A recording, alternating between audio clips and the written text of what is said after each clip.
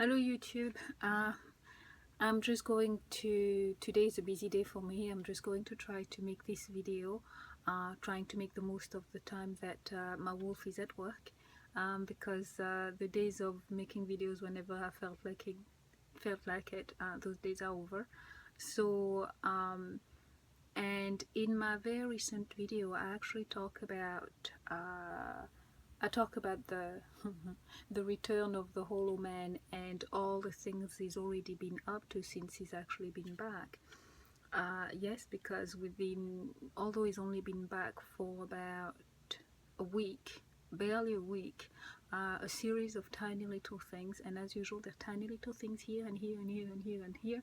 I've already noticed them, and one of them which I've forgotten to mention in its proper video is the crazy making. Now, I actually subscribe to slurping or drinking or eating green smoothies, and I make them on a regular basis. And when I say regular, I mean every day. And I usually make about 4 tubs for myself, and they're about this big. They're not very big. They're silver with black plastic tops, and sometimes you can even buy them in Walmart.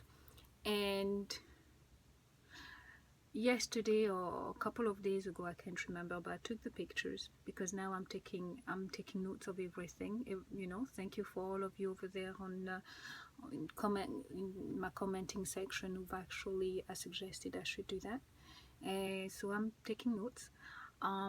So I reached in and I took those tubs so I could actually fill them up with the smoothies, only to find that in one of them there was actually some dry peelings of vegetables inside one of them. Now, this is unexpected, very unusual, especially for me, simply because, and again here just going on to a normal straight linear thinking of my usual behavior and retracing my steps and what I normally do, especially with this kind of product, either the smoothie itself or even the tub itself. With those tubs, you have to keep them clean all the time. You have to make sure they're dry, because if you store them badly, if you don't clean and if you don't make sure it's clean and dry, they can go moldy very, very quickly. So I have no choice but be quite particular about how I clean and I store them. There is no way I would have by accident just put vegetables peelings in there. There's just no way.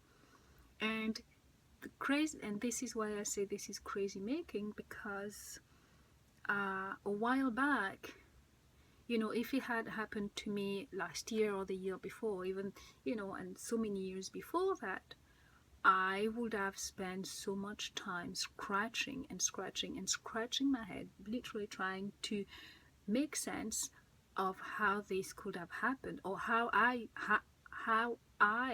could have done something like that. I would have concentrated on me, to try to figure out how on earth I could have made such a mistake. And thank God to the power of knowledge, now I know this is not me. So instead of focusing on me and blaming myself and doubting myself and going a little bit loopy, I can relax a little bit and just go and say, and think, he's up to his old tricks again, because that's him. That's definitely my wolf who's done that, But so just trying to keep this video as short as I possibly can. So I'm just going to move on to the subject for this video, which is actually just I haven't got really a title for it just now, but it's very much, I want, something I thought of really is one of the habit that my wolf has always had, you know, it's always been to follow me around the house like a puppy, literally like a puppy. And I used to think that behavior was cute and endearing. When I would be working on a project or being busy writing something on the computer, he would always approach me from behind and nuzzle my neck and very casually ask for details of what I was doing, all the while goggling at what was, you know, on my desk, displayed on my desk, or the notes I took and posted onto the walls and stuff like that. And of course, you know, keeping a, you know, his eyes would be very big, scanning the screen about what I was writing. And I was very much aware of this maneuver. I knew what he was doing, but I was not happy. I was not well, I was never concerned. But what I'm trying to say is that I was happy to show him that I had nothing to hide. I was happy to be able to reassure him. You know, right from the time that not long after we got together, I kind of felt a little bit of, I could see there was some insecurity within him. And the fact that he travels so much and is always away so much, you know, I kind of felt like, you know, that insecurity I had, you know, had a reason to exist within him. So I was happy to you know, I was just happy to reassure him and to calm whatever was going on within, you know, within him. I had nothing to hide. So, and you know, with him being away, you know, traveling so much, and being away, that with him being away, so with him being away so much, you have to understand that when he came back, every time he came back, I would be elated, I would be flattered, I would feel, I'll be happy, you know, to notice that he had the patience to want to follow me around. I mean, a man who wants to follow you around inside the house, inside your home, you know, makes you feel wanted and loved, I guess. And for men, you know, to follow me around like this, and while I talked and talked and talked and whizzed around the house and did all the different things that you know, I had to do for you know, for around the house, and I would talk and update him on everything from, you know, what the children were up to, what they did, the funny things that they did, the silly mistakes I made, and you know, talk about everything that was on my mind and my heart, and he will just patiently just, you know, just listen. I loved that, and I thought nothing of it at all, you know. And I'll take those opportunities as well, you know, to tell him, you know, to reassure him, and to tell him as well of what my hopes and dreams were for both of us, for the four of us, you know, for the future,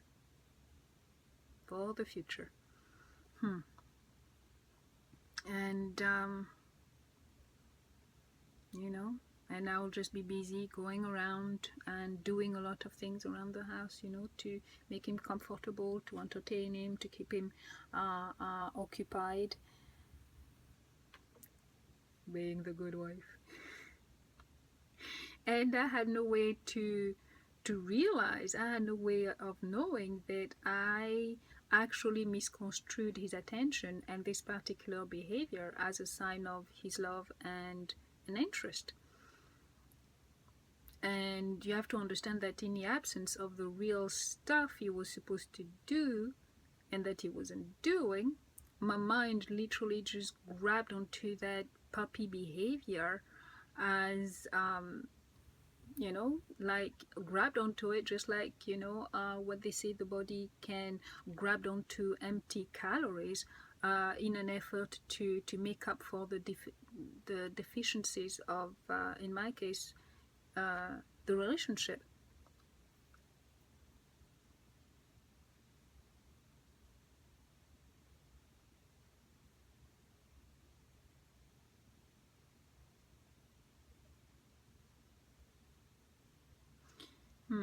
Scrap that.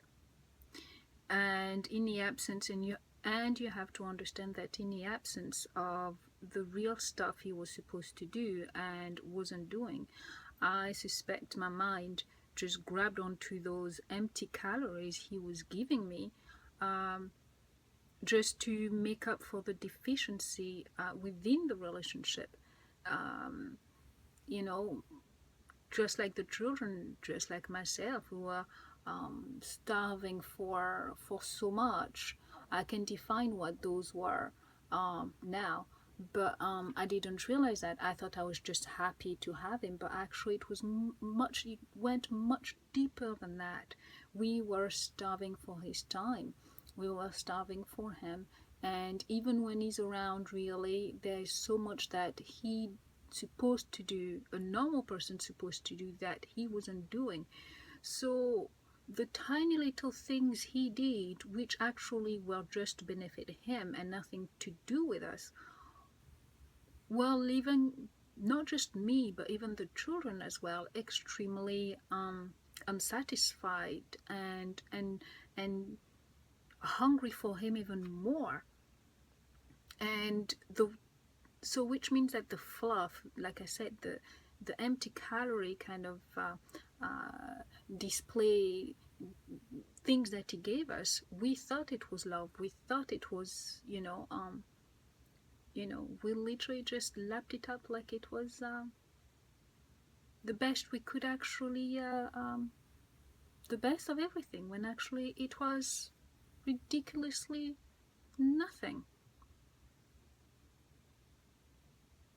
And now I know that his puppy behavior was not genuine at all. Now I know that, and that was yet again another way to create false intimacy and attachment that is actually absolutely not capable of. It was his way to get me to buy into the illusion, and not just me, and the children too. And I'm awake, but my children aren't, and they probably never will, at least nowhere anytime soon. And just like I think his name is Scorsese. I think in the Usual Suspect movie, I didn't have time to go and Google it up, but I'm sure maybe you'll know who I'm talking about. In the Usual Suspect, you've got that guy who's absolutely, he actually comes, he looks like he has a physical impediment. He's hunched and he's soft-spoken. I'm sure you know the movie, and if you don't, please go and watch the Usual Suspect, because that is my wolf. That is definitely him. So he presented me with that very same humble persona, soft-spoken, self-effacing, and this insecure. He doesn't talk much. In this relationship, I'm the one who's always done the entertaining, the talking, the dreaming out loud, the dancing around him, all of that thing. It's been me. He just sits there and just observes and watches, and he'll just follow me around like he was an adoring fan, or actually like an understudy as well. And all of that was just a way, and all of that was just a way for him to get me to divulge precious information about myself without him even having to ask anything. He didn't have to ask questions. All he had to do was just be there and sit in the silence, and then sit in silence and just wait for me to just go and blah blah blah blah. And now I know as well, this is something that I need to be careful of. You have people who do that in real life. They sit when I say in real life, I mean to say that you can come across people, they don't talk much. They can potentially make the situation or the silence feel extremely uncomfortable, so that you are forced to start talking first, and you start to actually, the silence can lengthen so much that you end up feeling like you have to fill in that gap. And that is it's a technique. It's something to be very wary of. And because my wolf, once again, is very good at that, and I fell for it for so long, no more. You should have seen us yesterday in the car. I didn't talk, which is bad because I have to keep acting like I normally do. But the problem is I'm still trying to figure out how to do this and come up with techniques as well of my own to appear like I'm actually like before. So I can't afford to just go silent. But yesterday I couldn't help myself.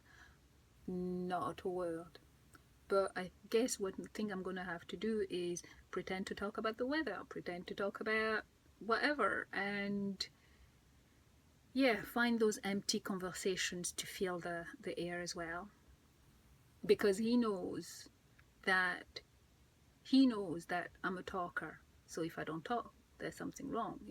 So it goes on and on to actually clue him that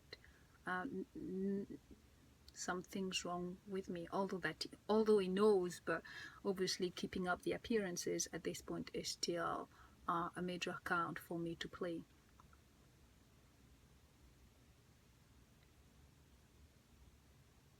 But one thing I know since my awakening is that everything he has done and used as a tactic to seduce me, to lure me, is the very same techniques he's actually using now to humiliate me, to devalue me, and in a very virtual way to sucker punch me as well. So like I was saying, now I'm actually realizing that this puppy behavior, this understudy behavior of his, was absolutely, there was nothing genuine to it. I'm thinking now that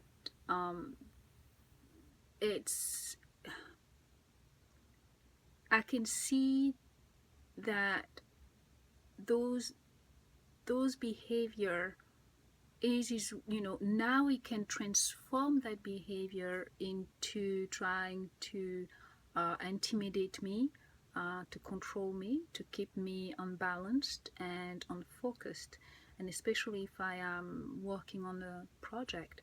So you see, he has kind of I would say,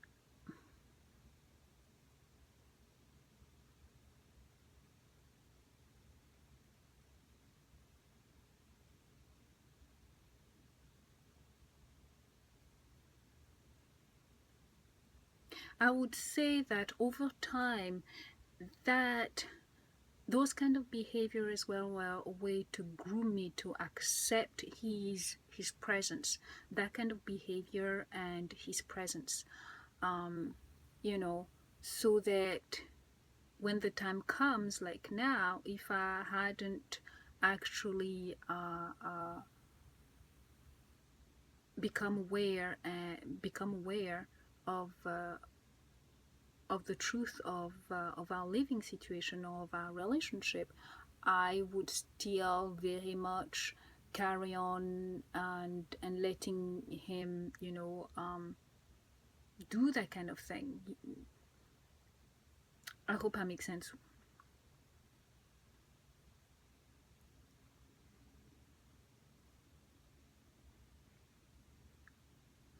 For example, I would say that whenever, every single time he came back to visit and spend some time with us, if I was in my office, and it would not matter if I was just watching, YouTube videos or doing nothing in particular, I never really got a peaceful moment in that office. He would always find an excuse to come around to ask stupid questions, and he would do that several times. I mean, he could, in a space of maybe like less than an hour, he would come at least 4 times, if not even 5 times, to just come and disturb me. And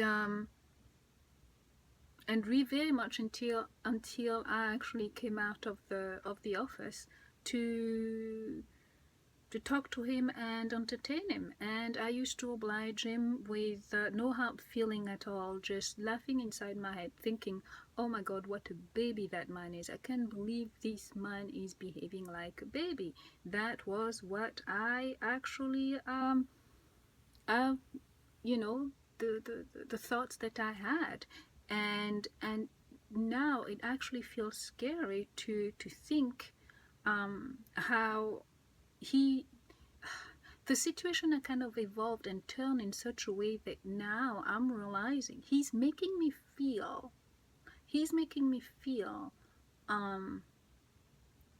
like I have underestimated him.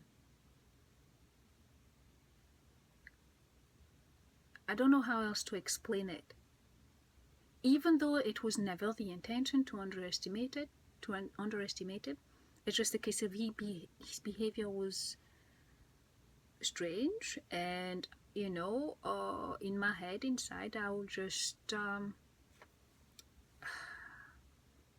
think in such a different and innocent way, that he was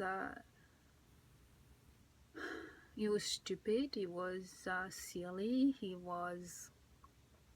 would act like a baby, and those kind of comments came to my head because of what he was doing, which was just not mature. But now that I realize the truth of everything, it's like the biggest idiot was me. It was never him to start with. The idiot was me, and I totally had underestimated him. And that feels very, very strange to be in that space psychologically. It feels strange. And because I know because I am aware now of because I am awake now, things are getting a little bit weird. I can see just how much more his behavior is strange. I can see how he sneaks around the entire house, and even sometimes I'll catch him sneaking right behind me if my back is turned. Like 2 mornings ago, I caught him hurrying out of the door when I was putting things away. I was in a room, and he must have been there for quite a while right behind me, and he had not made his presence known. I just realized he was there a little bit before he actually reached the door to actually disappear. I mean, how strange is that? I've noticed as well that Well, he used to do that also before, that if I would disappear either in the bedroom or in the bathroom, one of the things he'll actually do was he would actually go outside, and so we could take a look, because we have so many windows and you can really see clearly inside. He would go outside and pretend to be doing things so he could peer in, he could look in, and if I caught him, then he'll plaster his face onto the glass and make all sorts of silly face, you know, and that would just crack me up. And I was so innocent then that, you know, I'll laugh with him, I'll make silly faces with him, and I would actually sometimes even walk out of the room or the bathroom or away from whatever I was doing to go outside and join him and give him a hug and a kiss. And I'll think nothing of it. It's only now that I absolutely know that he was snooping on me, and even back then he would do that for no reason. Literally, it's a case of when I look back, I realize he has been snooping on me, doing all sorts of things without any trigger or provocation on my behalf. I've always been very open. I've always been ready to give endless explanation about what I'm doing and why I'm doing what I'm doing to reassure him, and now I know it has nothing to do with me, and you know, I'm slowly kind of coming to the realization of the kind of person I'm dealing with here, and just imagine what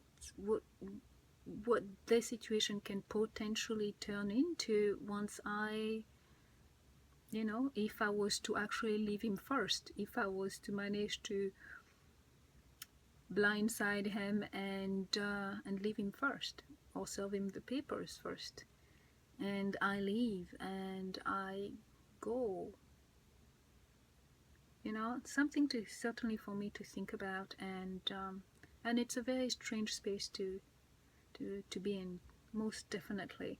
You know, that mind shift from the way I perceived how things used to be, how things were going, and how things were to the realization of, not so much a realization, but knowing the meaning behind everything that he has done during, you know, those 2 decades with me. It's pretty strange, for sure.